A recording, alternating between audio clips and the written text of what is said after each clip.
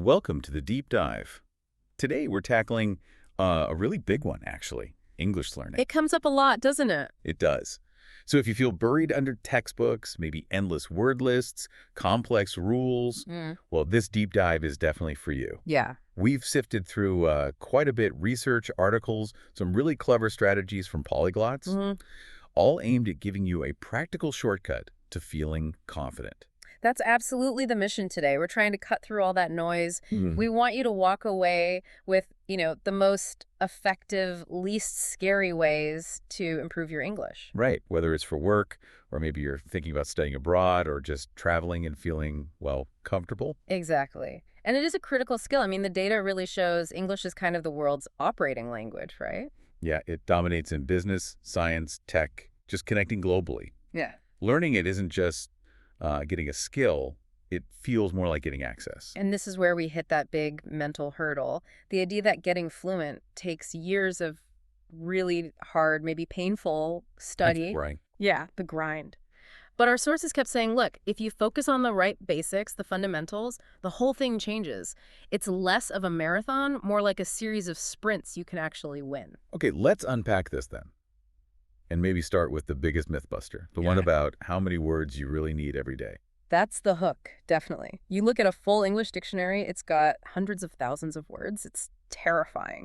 But the reality check is this. Native speakers, they mostly use, day to day, only about 3,000 common words. Wait, hold on, just 3,000, that sounds tiny compared to the whole language. Can that really cover most things? It really can. I mean, when linguists create lists like, say, the Oxford 3000, they're not picking words at random. Okay. They're grabbing the high-frequency functional stuff, the essential pronouns I, you, he, she, prepositions like in, on, at, conjunctions, and...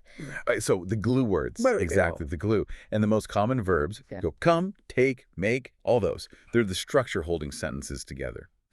Master that core set, and you've basically got the blueprint for, maybe 80–90% of everyday conversations? That alone should dial down the fear factor quite a bit. That completely reframes it. Yeah. Okay, so if vocabulary is the foundation, the building blocks, and our target is roughly those 3,000 words, how do we learn them efficiently? The sources mentioned survival English. What's that actually look like? Survival English is all about prioritizing getting your message across over being perfectly precise, especially when you're starting out. Okay.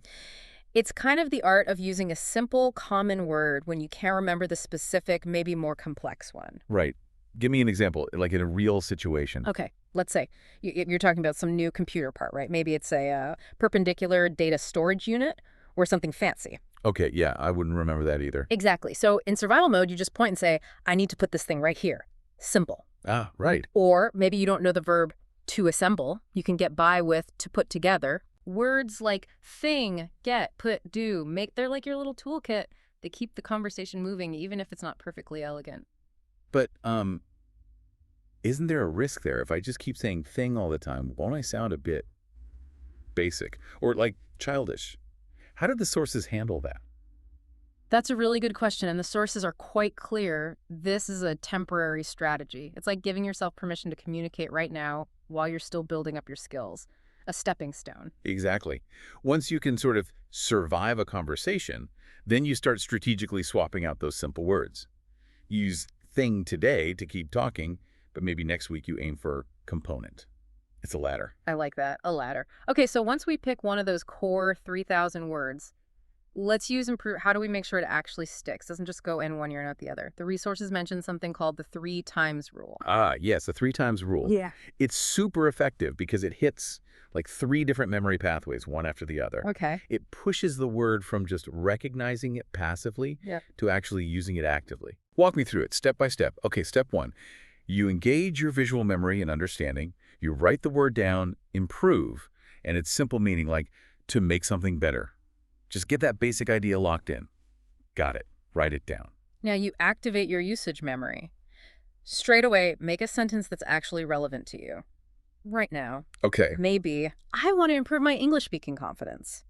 This is the key jump from the abstract to your reality. Right, making it personal. Exactly.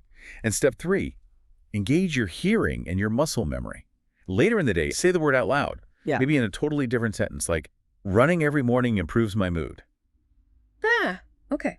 By deliberately retrieving it and using it 3 different ways, you signal to your brain, hey, this word is important.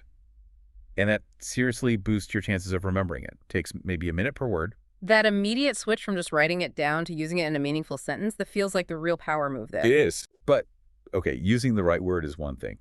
Making sure people actually understand you, that's another hurdle.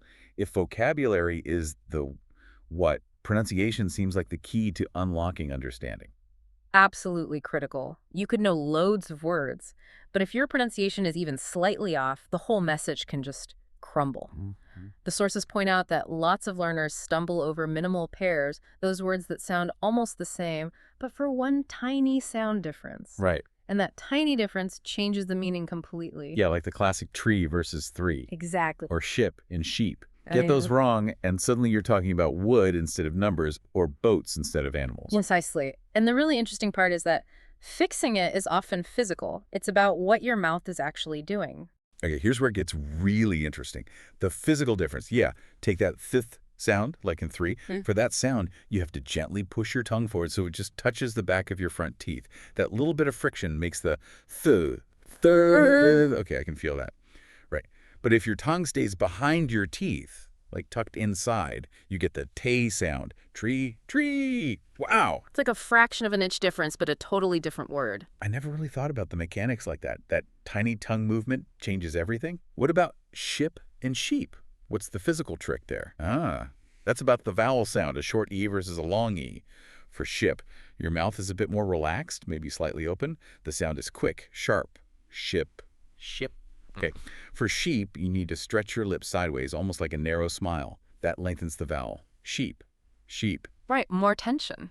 Exactly. These are physical actions. They need muscle memory, like learning a sport or an instrument. So if we don't have a teacher right there correcting us, how do we train our ears and, well, our mouths to make these little adjustments? What are the best ways to self-correct? Well, probably the fastest feedback loop is also the simplest. Record yourself. Just using my phone. Yep. Read a short paragraph, maybe from an online article, record it on your phone, and then listen back critically. Oh, yeah. Hearing your own voice helps you spot where what you think you sound like doesn't match reality. It speeds up that learning cycle so much. That makes sense.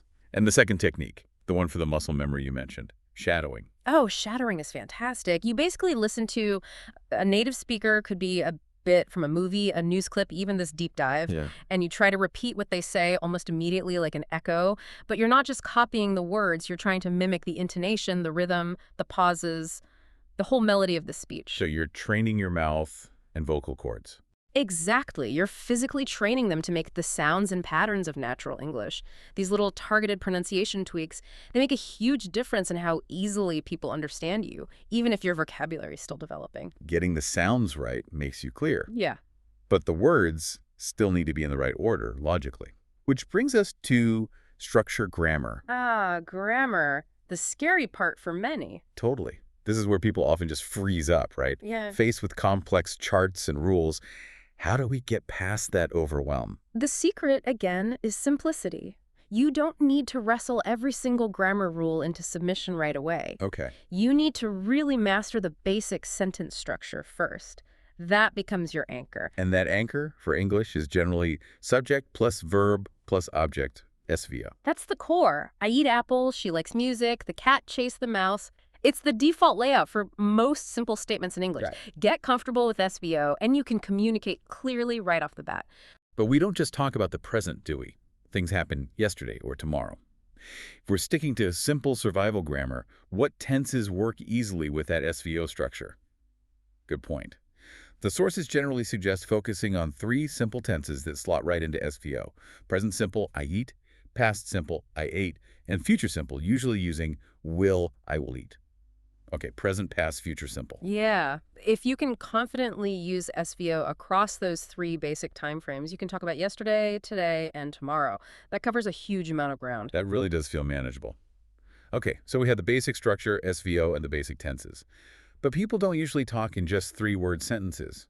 How do we make our speech a bit more complex, quickly, without getting lost in, like, complex clauses and things. The very next step, let's call it transitional grammar, is learning to connect two simple SVO sentences together. Okay. And you do that using simple connecting words, conjunctions. Focus first on and for adding things, but for contrasts, and so for results or consequences. Ah, okay. So instead of just, I like music, I could say, I like music and I play the guitar. Exactly. Or, I want to study, but I am tired. Or, it was raining, so I took an umbrella. Precisely. You've just doubled the complexity of what you can express, but you're still using those basic SVO blocks. Right. It makes you sound much more conversational, much less robotic, almost instantly. And it's way more efficient than trying to memorize, I don't know, all the perfect conditional forms right at the start. So the practical tip here, instead of just studying grammar rules for hours, is that simple daily sentence practice. Yes, absolutely. Every day, just make 3 simple sentences that are actually relevant to you, using maybe a focus word or that SVO structure. Okay, like if you're focusing on past simple, your sentences might be, I learned 3 new words yesterday. I ate pasta for dinner. My friend and I went to the park. Short, simple, real. That brings us nicely to the final piece, and it's one lots of learners seem to miss. Balancing getting information in versus actively using it, input versus output. This is so crucial. The big takeaway here is that output actually producing the language is make or break. Right. We think about the 4 main skills, right? Input is reading and listening. You're absorbing knowledge. Okay. Output is writing and speaking. You're actually making the language yourself. It's like filling up a water tank, but never turning on the faucet. That's a perfect way to put it. If you only ever focus on input, all that English knowledge stays locked inside your head.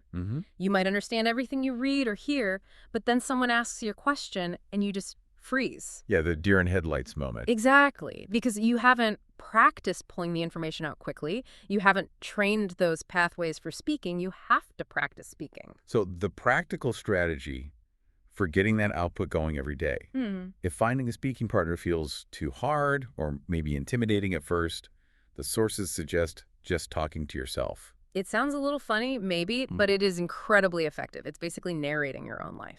Okay, how? Well, as you're doing routine things, just say what you're doing, but in English. Like when you're getting ready in the morning. I'm brushing my teeth, now I am putting on my shoes. Ah, I see. Or when you're cooking. Okay, I am slicing the tomatoes now, I need to boil the water. You're forcing the English out of the textbook and into your actual life. Exactly. It makes the language active, dynamic, and it constantly reinforces that simple SVO structure we talked about. Right, and it all circles back to the main goal, doesn't it? It does, which is that English learning is ultimately about communicating effectively, building that fluency step by step, not about reaching some kind of impossible academic perfection. Okay, so wrapping this up, what does this all mean? We've sort of hit 4 key pillars for building confidence fast. First, focus your vocabulary, shrink that huge target down to those, say, 3,000 essential words. The core words. Second, nail those critical pronunciation points, focusing on the small physical mouth movements. The versus T, ship versus sheep, those kinds of things. Third, simplify grammar. Anchor everything to that basic subject-verb-object structure. Maybe add simple connectors like and, but, duh. Keep it manageable. And finally, balance your learning. Don't just input, make sure you output.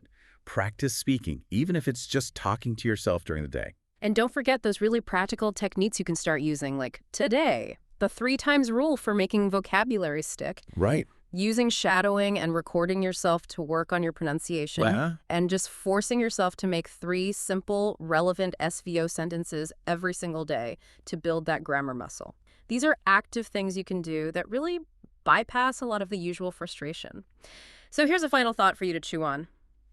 If native speakers really do rely on about 3,000 common words daily, how many of those words can you confidently start weaving into your 3 daily practice sentences this week? Keep talking to yourself, keep practicing, and build that confidence right alongside the skills.